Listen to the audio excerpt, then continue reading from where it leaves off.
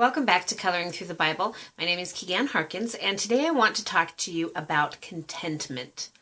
Are you content with who you are, where you are, and where you're going? Now, there's no wrong answer to those questions. It's not like if you're content, then you're spiritual, and if you aren't, then you're lacking some great quality to your character. Sometimes God creates a feeling of discontent because he wants us to move. It's how he motivates us to go to the next adventure in our lives. It's often the push that we need to start the next chapter, to take the next leap of faith. And there's a difference between a motivational discontentment and an attitude of discontentment. And let me explain that just a little bit.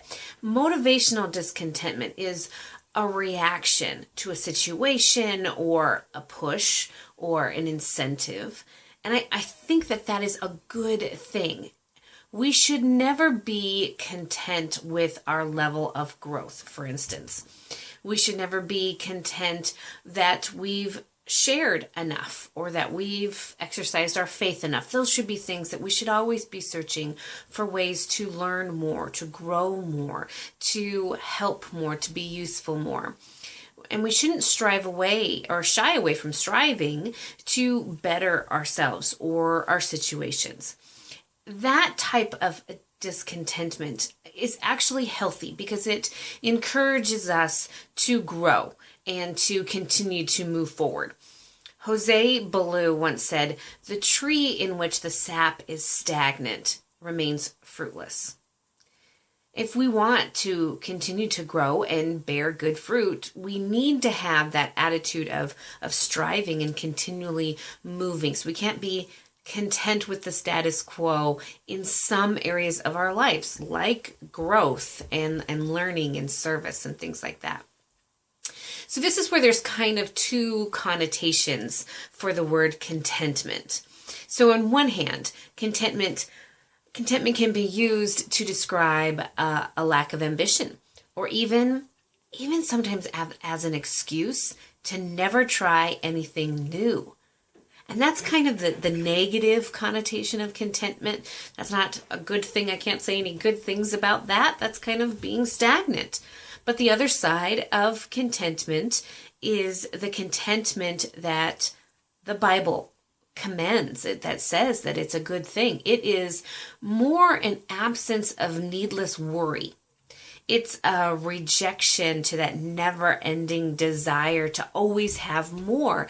It's really the answer to greed. And as we read the Bible, we're going to see that scriptures that talk about contentment are a lot of times they're placed either like right before or right after verses regarding a love of money. And probably the most recognizable instance comes to us from 1 Timothy in chapter 6, verses 6 through 10. And these verses start off by talking about biblical contentment. They say, "But godliness with contentment is great gain. For we brought nothing into the world and we can take nothing out of it. But if we have food and clothing, we will be content with that." Now, the Holman Bible Dictionary describes this type of biblical contentment as an internal satisfaction which does not demand changes in external circumstances.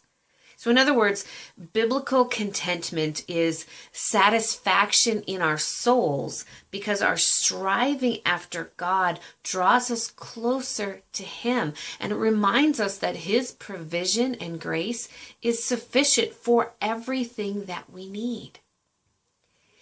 It is striving after godly things.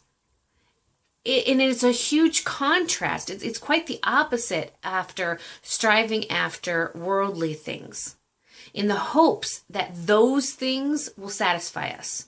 And the last part of those verses in 1 Timothy chapter 6, it contrasts that biblical contentment with how the world declares we should be content. See, God says that our contentment isn't dependent on our material possessions, but the world tries to convince us that we're never going to be content unless we have an abundance of whatever they're selling, It's like a commercial. They don't tell you to be content with what you have. They say you need the newest, you need the best phone, you need the fastest whatever.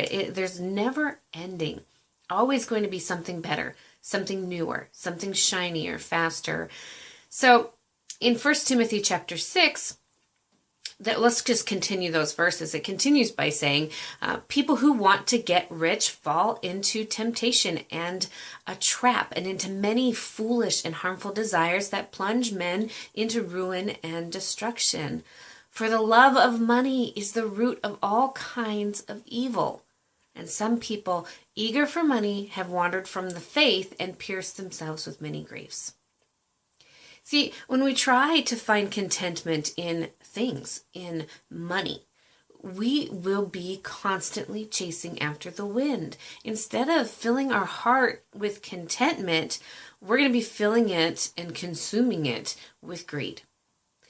So we can either be content because God is sufficient for everything we need, or we can be trying to fill that void with something else, because we all long for contentment. And we can either find that what we need to be satisfied through God, or we can spend our life searching for things that only satisfy us for a moment. Ecclesiastes 5:10 tells us, whoever loves money never has money enough. Whoever loves wealth is never satisfied with his income. This too is meaningless. There's always going to be something more that you want. There's always going to be something shinier. You're never going to have enough if that's what you're trying to accomplish, is to be satisfied. You're never going to have enough when you're searching after money.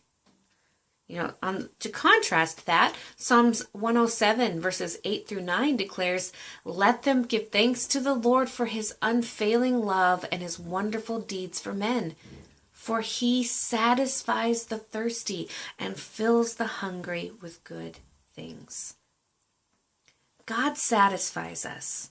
And sometimes that doesn't make sense from a world's point of view.